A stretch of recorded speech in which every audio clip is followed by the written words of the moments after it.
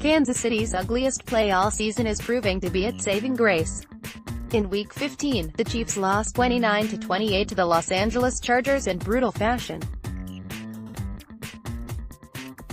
Leading 28-14 with under 6 minutes remaining, Kansas City allowed 2 touchdowns. On the second one, Los Angeles went for a 2-point conversion. Chiefs cornerback Orlando Scandrick blew his assignment, allowing for a comically easy game-winning conversion. The disastrous finish forced coach Andy Reid and defensive coordinator Bob Sutton to make changes. Scandrick and safety Ron Parker were benched after starting all season. Charvarius Ward and Jordan Lucas were inserted into the lineup. The result was added speed with the trade-off of less experience. Prior to his Week 16 start, Ward had played 10 career defensive snaps. The adjustments have helped the Chiefs to turn their clear weakness into a burgeoning strength. In Kansas City's 31-13 win over the Colts in their AFC Divisional, the Chiefs held Indianapolis to 263 yards. Andrew Luck was sacked 3 times even though the assembled group of offensive linemen in front of him hadn't allowed one all season.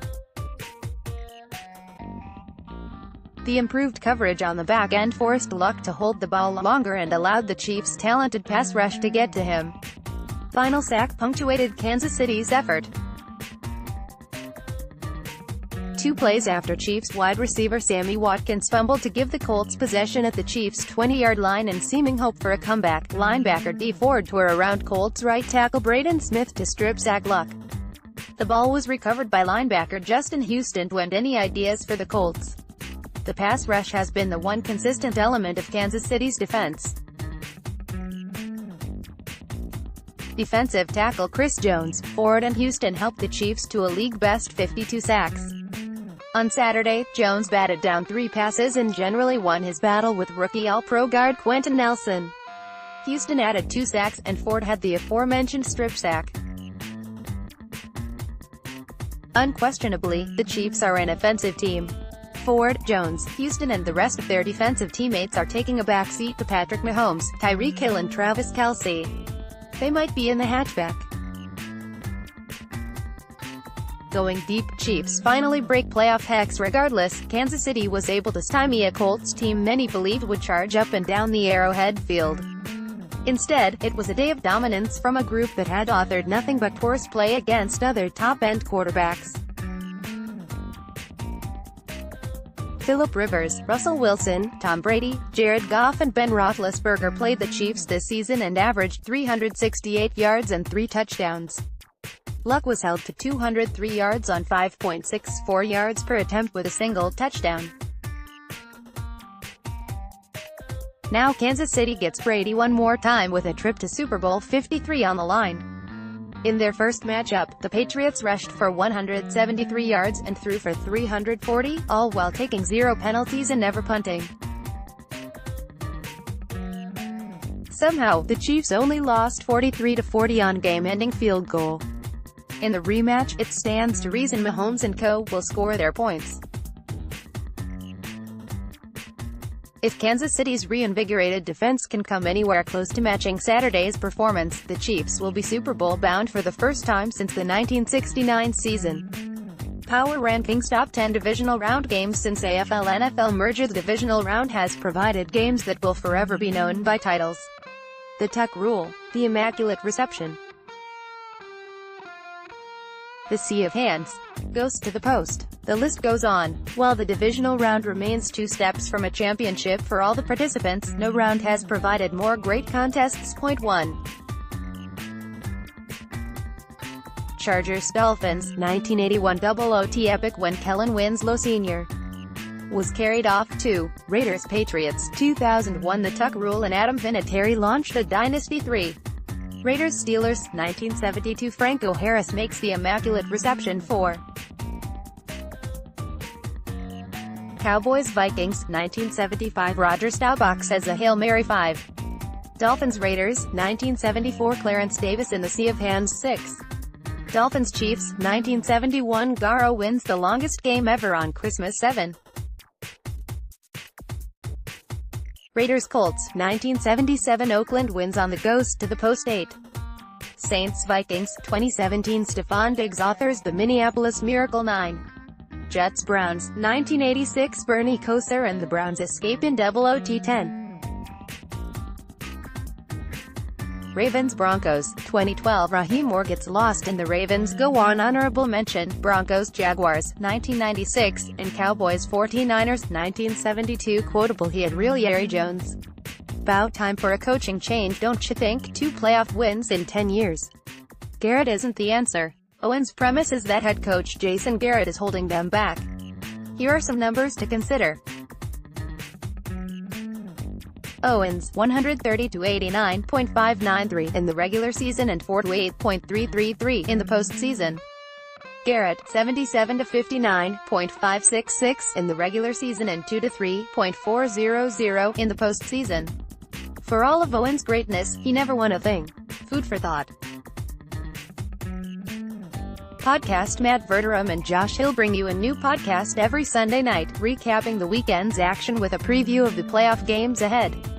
Make sure to subscribe on iTunes, and leave a comment and rating. Listen to Championship Sunday Preview. Random stat: Patrick Mahomes is the first Big 12 quarterback to ever win a playoff game. Cody Tapp at Cody Tapp. January 13, 2019. The Big 12 Conference was created in 1994. Since then, no quarterback from the Big 12 had ever gone on to win an NFL playoff game until Mahomes did on Saturday. Info learned this week. 1.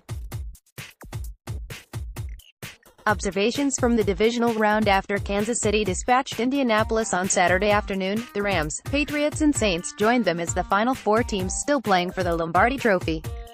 Los Angeles buried Dallas with a devastating rushing attack, gashing the Cowboys for 273 and 3 touchdowns, led by backup running back C.J. Anderson. Anderson, who has gone from obese to obese, notched 123 yards and 2 scores. Meanwhile, the Cowboys couldn't do enough on 3rd down. Quarterback Dak Prescott was 5 of 9 for 40 yards and took a sack in such situation, converting only 1 of 10 opportunities. With Prescott entering the final year of his rookie deal, Jerry Jones has a major decision ahead of him. Going deep, Pats send clear message in dominant win on Sunday. The Patriots opened the action by crushing the Chargers, 41-28. Los Angeles elected to play zone for much of the day, and Tom Brady picked them apart to the tune of 343 yards and a touchdown.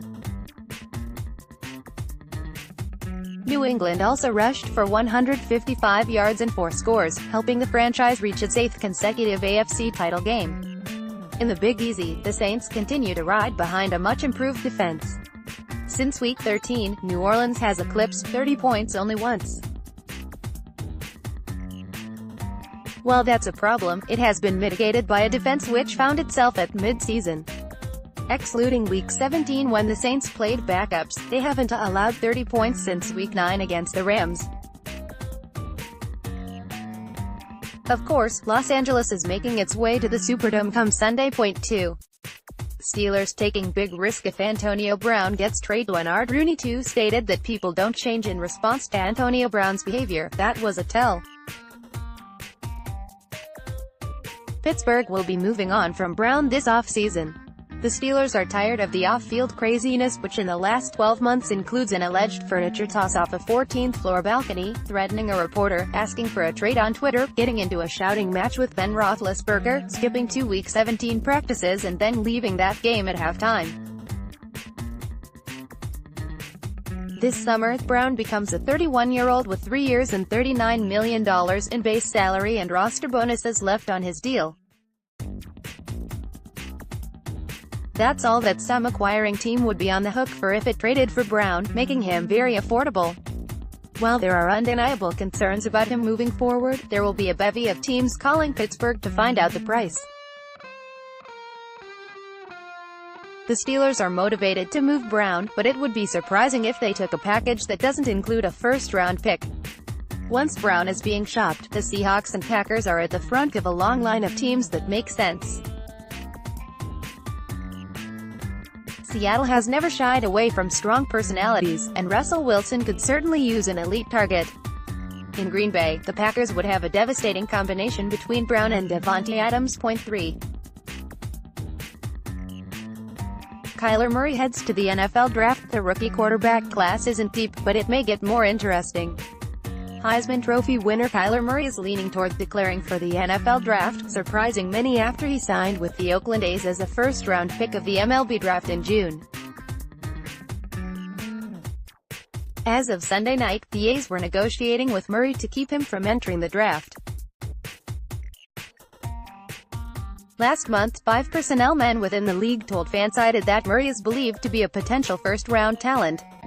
Listed at 5'10" and 195 pounds, Murray's size will be a constant source of concern.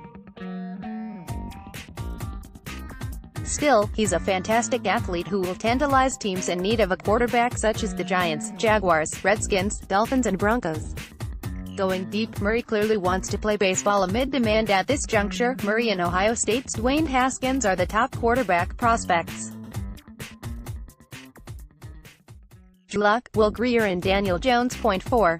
Bears hope to maintain defense with Chuck Pagano after losing a 16-15 heartbreaker in the wild-card round. The Chicago Bears suffered another loss last week with the departure of Vic Fangio. Fangio, 60, left his post as defensive coordinator to become the head coach in Denver. To replace him, the Bears turned to Chuck Pagano. Pagano spent last year out of football after being the Colts head coach the previous 5 seasons. Before that, the cancer survivor was a defensive coordinator with the Ravens in 2011 following 3 years as the secondary coach. Pagano makes sense for Chicago, considering he runs a 3-4 scheme and has experience in the position.